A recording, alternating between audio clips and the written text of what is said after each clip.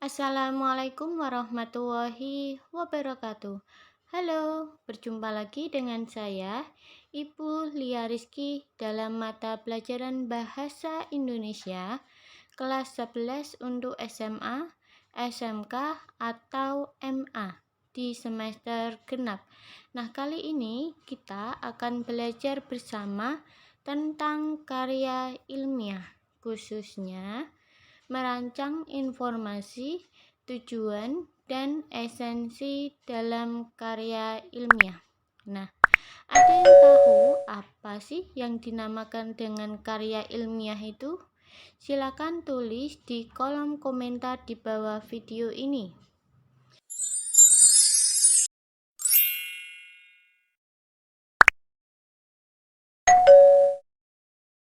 Jadi, karya ilmiah itu adalah laporan tertulis yang menyajikan masalah objektif dan aktual.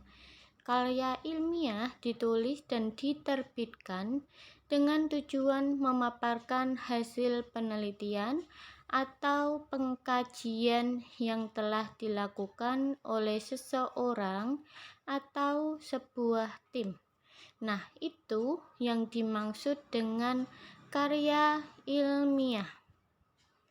Selanjutnya, struktur karya ilmiah itu ada yang pertama judul, yang kedua pendahuluan, yang ketiga kerangka teoretis, yang keempat metodologi penelitian, yang kelima pembahasan, yang keenam simpulan dan saran, yang ketujuh ada daftar pustaka dan lampiran.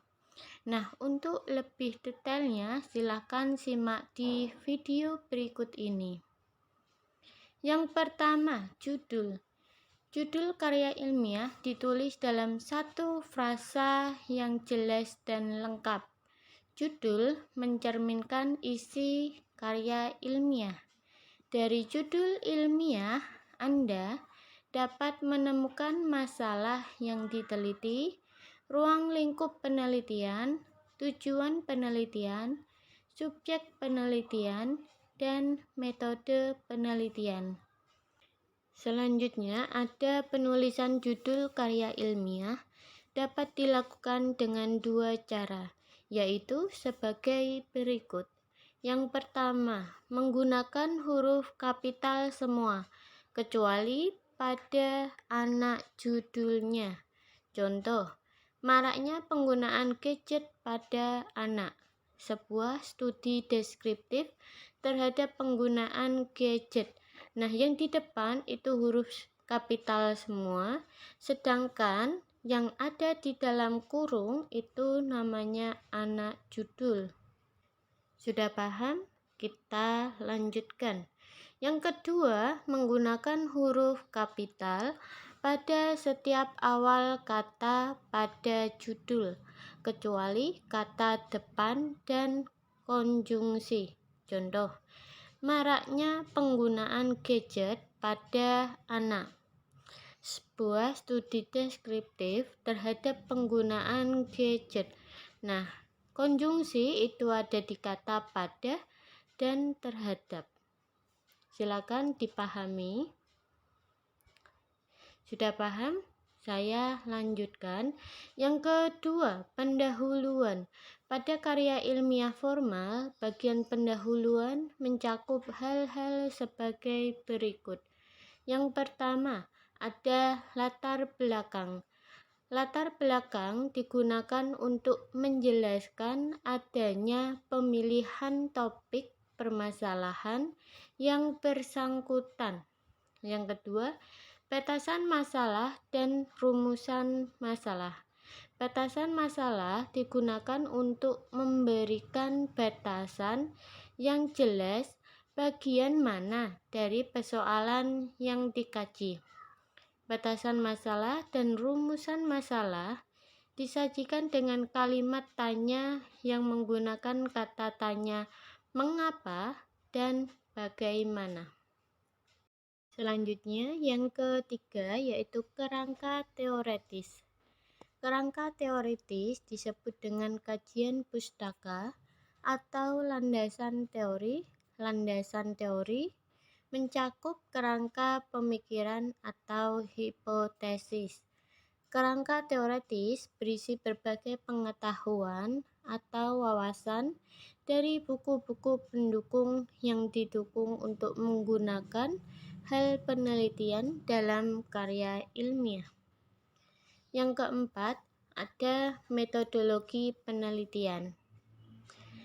Metodologi penelitian diartikan sebagai prosedur atau tahap-tahap penelitian, mulai dari persiapan, penentuan sumber data, pengolahan data, sampai pada tahap pelaporan. Setiap penelitian memiliki metode penelitian masing-masing yang umumnya bergantung pada tujuan penelitian itu sendiri. Jenis metode penelitian antara lain sebagai berikut. Yang A, metode deskriptif, yaitu metode penelitian yang bertujuan menggambarkan fakta-fakta secara apa adanya tanpa tambahan apapun. Data yang diungkap dalam metode deskriptif meliputi fakta yang bersifat kuantitatif atau kualitatif. Yang B, metode eksperimen, yaitu metode penelitian yang bertujuan memperoleh gambaran atas suatu peristiwa setelah melakukan penelitian atau percobaan.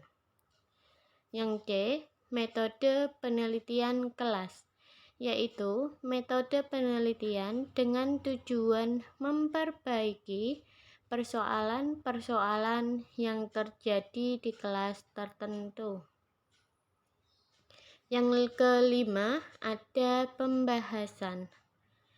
Pembahasan merupakan bagian pokok karya ilmiah.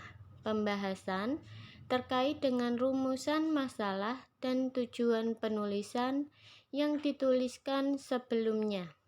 Data yang diperoleh melalui hasil pengamatan, penelitian, dan wawancara dibahas dengan berbagai sudut pandang.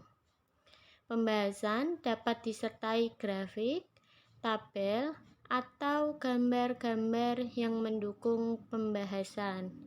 Dalam pembahasan, penulis mengeluarkan argumen-argumen yang telah dikemukakan dalam landasan teoretis untuk mendukung data dan hasil penelitian yang dikumpulkan oleh penulis. Yang keenam, ada simpulan dan saran. Simpulan berisi jawaban dari tujuan yang diajukan penulis pada pembahasan yang diperoleh dari penelitian.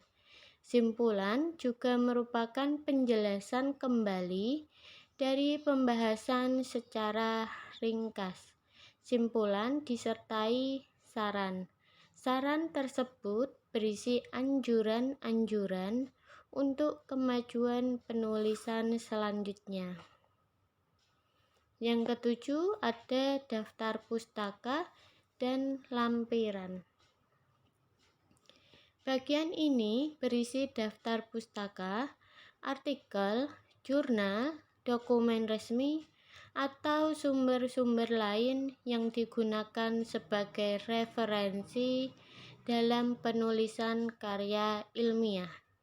Cara menulis daftar pustaka dilakukan secara berurutan abjad atau alfabetis tanpa menggunakan nomor urut. Sudah paham mengenai struktur dari karya ilmiah? Kalau sudah paham, saya akhiri pembelajaran kali ini dan sampai jumpa di video selanjutnya. Terima kasih. Semoga pertemuan pada kali ini bermanfaat untuk saya dan kalian. Wassalamualaikum warahmatullahi wabarakatuh.